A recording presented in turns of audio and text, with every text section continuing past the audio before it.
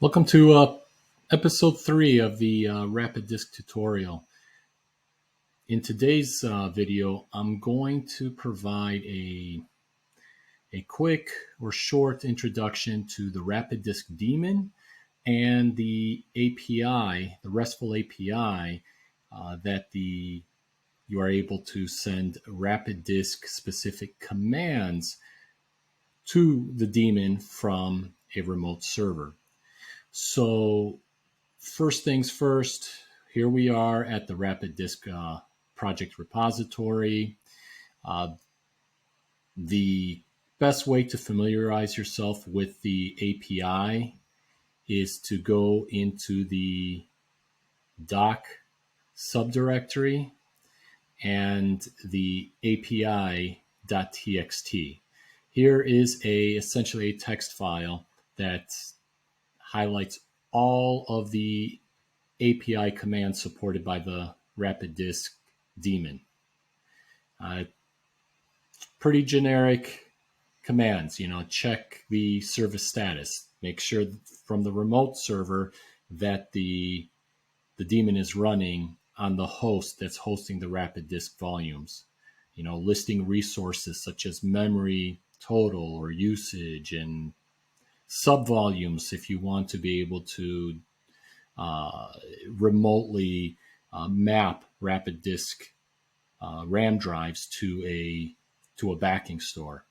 Here you can get a list of all your RapidDisk volumes and various values within those volumes and so forth. Being able to create RapidDisk, resize a RapidDisk volume, remove a RapidDisk volume, create the mapping. It's all pretty much there. And there you can also find the API on the RapidDisk wiki. If you click the wiki tab on the GitHub repo and go to the right, there is a link over here to the RESTful API, and it's pretty much the exact same thing. Although in this one you are pretty much instructed with how to enable the RapidDisk service so it can start on system start, or retrieve the status, or stop and start the service. Again, it pretty much reflects exactly what you see in the doc subdirectory from the project source. It just looks a little prettier. So let's get started. I am on my development machine that is currently has RapidDisk installed. So we should be able to check the status of the daemon. It says that it's running, but you can also verify if you do a PS and just run RapidDisk or grep for RapidDisk V, and here we are. We're running.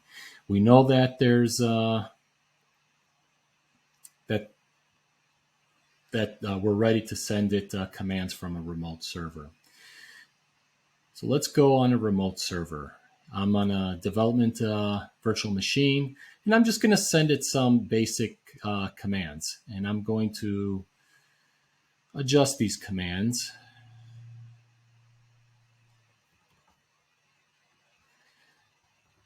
to accommodate to the IP address of the host. So here we go. We got our first response. We sent a curl command, a basic curl command. Here we have our JSON response. Let's just make that a little more. Oops. I need to install JQ.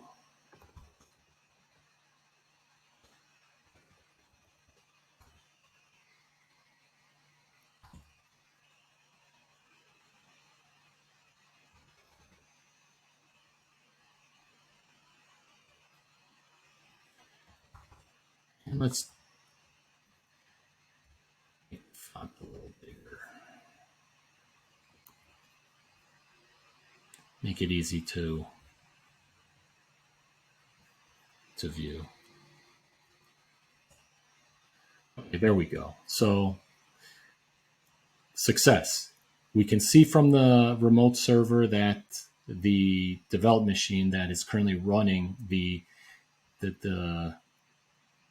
RapidDisk Daemon is currently up and running. So let's just list all the volumes. Are there any RapidDisk volumes currently enabled? Yes, there are.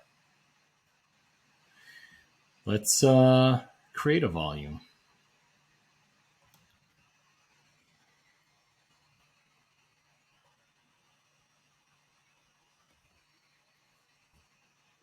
We'll create one that's...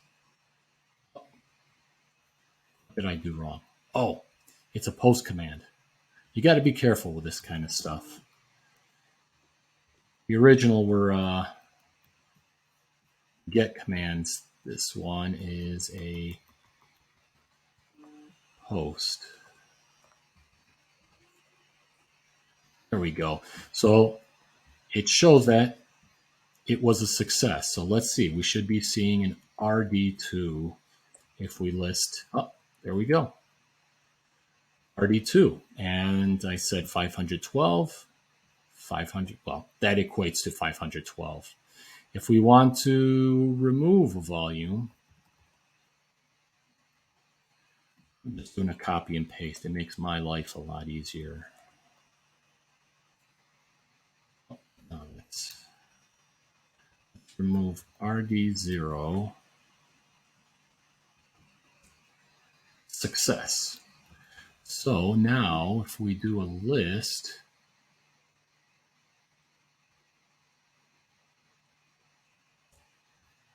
RD0 is gone. I mean, there really isn't that much to it. This is a pretty straightforward API. It also works with the NVMe target piece that I had made a video about the last time. It's all here. Pretty much the exact same functionality as you using the RapidDisk CLI locally on the machine. The only difference being you can do this remotely. And the best part is, if you're building a web front end, you can just easily use this easily parsable JSON and incorporate it into your user interface. So that is pretty much it. And until next time.